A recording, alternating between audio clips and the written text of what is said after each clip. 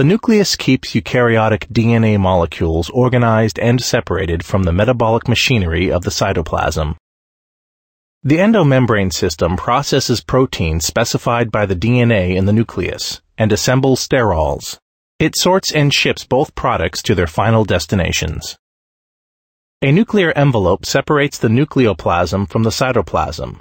Nuclear pores allow materials to pass between the two regions in controlled ways. Inside the nucleus, DNA instructions are used to make RNA. The RNA will serve as a message and as part of the cell's protein-building machinery. RNA exits the nucleus and enters the cytoplasm. Here it is used to make polypeptides. The surface of the rough ER is covered with ribosomes, on which polypeptides are synthesized.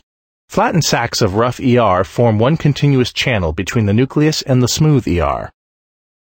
Polypeptide chains that enter the channel are modified as they move through.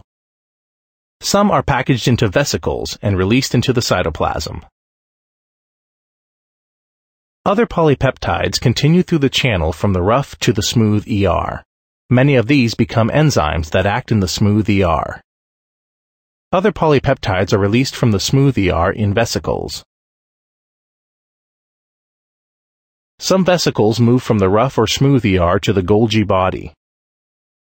The vesicles fuse with one side of this organelle, releasing their contents into its interior. As polypeptides move through the Golgi body, they are modified and tagged for delivery to their final destination. The finished products are packaged into vesicles that bud from the opposite side. Some vesicles that bud from the Golgi body function inside the cell. For instance, lysosomes function in intracellular digestion. Others become exocytotic vesicles.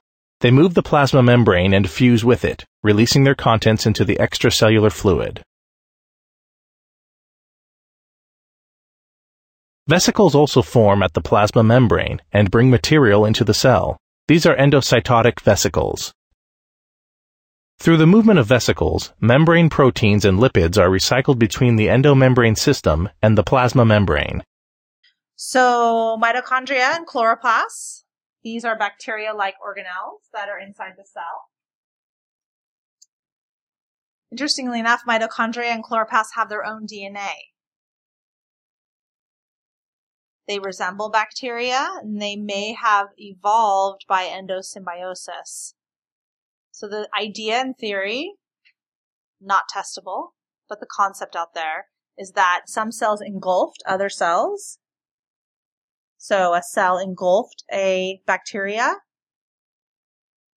and so came in with that bacteria came that DNA, and that's why mitochondria and chloroplasts that have DNA inside of them or possibly were once in the past actually separate prokaryotic cells. So mitochondria are double-membraned organelle that produces ATP via aerobic respiration. Okay?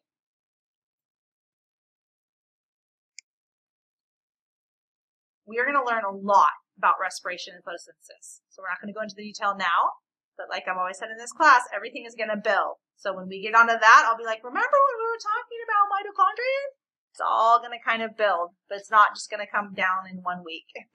So we're going to move on and learn about the details of this later. Chloroplast, what is that? It's also double-membraned. An organelle. It's a photosynthesis in plants and protists. Protists can also photosynthesize. And what is photosynthesis? I talk about that gathering the sun's energy.